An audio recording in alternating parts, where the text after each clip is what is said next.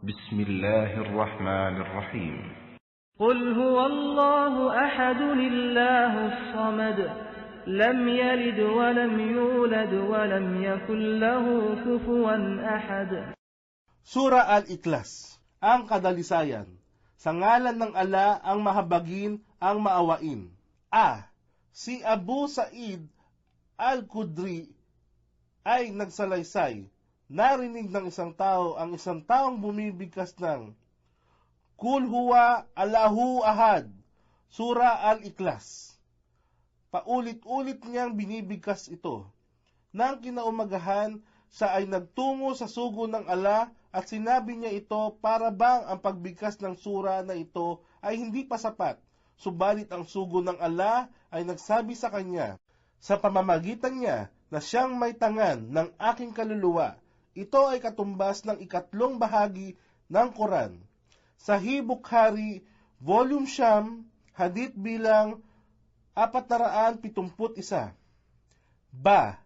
Si Aisha ay nagsalaysay, ipinadala ng sugo ng ala sa digmaan ng isang tao na palagiang namumuno sa pagdarasal. Kanyang tinatapos ang pagdarasal sa pamamagitan ng Sura Al-Ikhlas. Nang sila ay bumalik mula sa pakikipagdigmaan, nabanggit nila ito sa sugo ng ala at sinabi niya na tanungin ito kung bakit niya ginagawang bigkasin ito ng maraming ulit. Sila ay nagtanong sa kanya at sinabi, binibigkas ko ito sapagkat binabanggit ng surang ito ang mga katangian ng mahabaging ala at naiibigan kong bigkasin ito sa aking mga pagdarasal. Ang sugo ng ala ay nagsabi sa kanila, sabihin ninyo sa kanya na minamahal siya ng ala.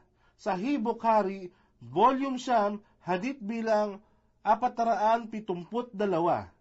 Sabihin mo, siya ang ala, ang nag-iisa. Allah, As-Samad, walang hanggan, ang ganap, sandigan ng lahat. As-Samad, sinabi ni Ibn Abbas, ayon sa pagsasalaysay ni Ikrima na ang kahulugan ng As-Samad ay ang isa na, sandigan ng lahat ng kanilang pangangailangan at pinagsusumamo. Sinabi rin ni Ibn Abbas, ayon sa pagsasalaysay ni Ali ibn Talha, na ang kahulugan ng As-Samad ay Rab, na ganap ng kanyang kapamahalaan. Ang marangal na ang karangalan ay ganap, ang dakila na ang kadakilaan ay ganap, ang matalino ang kanyang katalinuhan ay ganap. Hindi siya nagkaanak at hindi siya ipinanganak. Si Bukhari ay nagtala mula kay Abu Huraira na ang sugo ng ala ay nagsabi, ang dakilang ala ay nagsabi, ako ay tinakwil ng anak ni Adan at wala siyang karapatan na gawin ito sa akin, at ako ay kanyang nilapastanganan at wala siyang karapatang gawin ito sa akin. Tungkol sa kanyang pagtatakwil sa akin, ito ay kaugnay ng kanyang pagsasabing siya ay kailanman ay hindi niya ako muling malilikha katulad ng pagkakalikha niya noon sa akin. Ngunit ang muling paglikha sa kanya ay higit na madali kaysa sa unang paglikha sa kanya.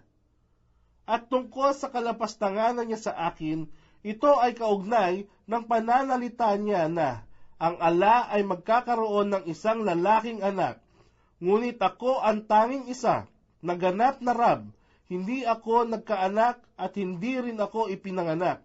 At sa akin ay walang maihahalin tulad. Mula sa Tafsir Ibn Kathir, Volume 10, Pahina 637. At siya ay walang katulad.